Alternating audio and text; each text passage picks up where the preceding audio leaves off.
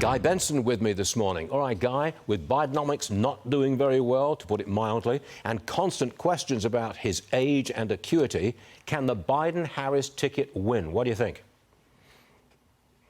I think they can, although I feel less confident about that today than even a few months ago, because the voters, as you said, will ultimately probably decide the election on the economy. I think that if there weren't some drama and baggage on the other side of the aisle, this would be an even cleaner victory for the Republicans. But people often vote on how they're feeling for their family, in terms of their income, their pocketbook issues, and people are just worse off. And Stuart, the White House keeps telling us Bidenomics is working, right? That's their talking point. They're sticking with it, and people know that they're poor. They feel poor because they are. We saw the inflation numbers from last month. People are very dissatisfied with the performance of this president on the most important issue in the country, both broadly speaking, writ large, and to individual voters and families. They have failed. And if their message continues to be, "You're welcome, America, suck it up, try to figure out that we actually have helped you, even though it doesn't feel that way," I'm not sure that's going to win a lot of people over. CNN tried to fact-check Speaker McCarthy's claim that the Biden family and their associates got $20 million through shell companies.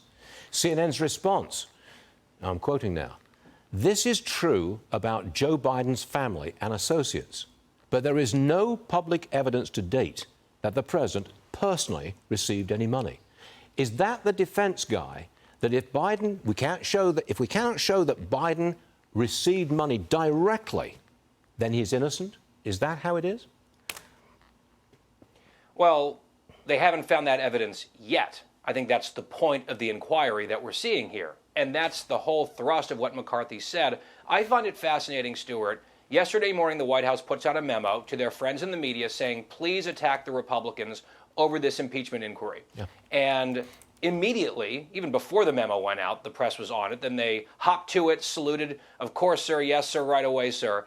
And CNN's best effort, I actually encourage people to go and read this so-called fact check. One point after another, when they are examining what McCarthy said, they say, yes, that's true, but.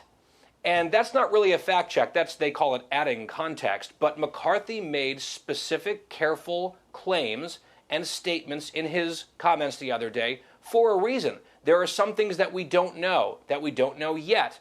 They believe, the Republicans do, that this evidence exists. They are trying to get to it. They're trying to break through the stonewalling.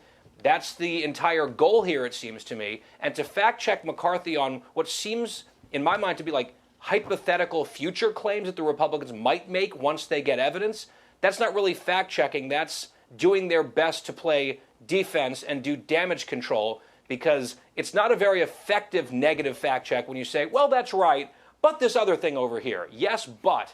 Fascinating. Yes, but doesn't really work, does it? Guy, thank you very much for joining us. We'll see you again real soon. Thank you, sir. Of course.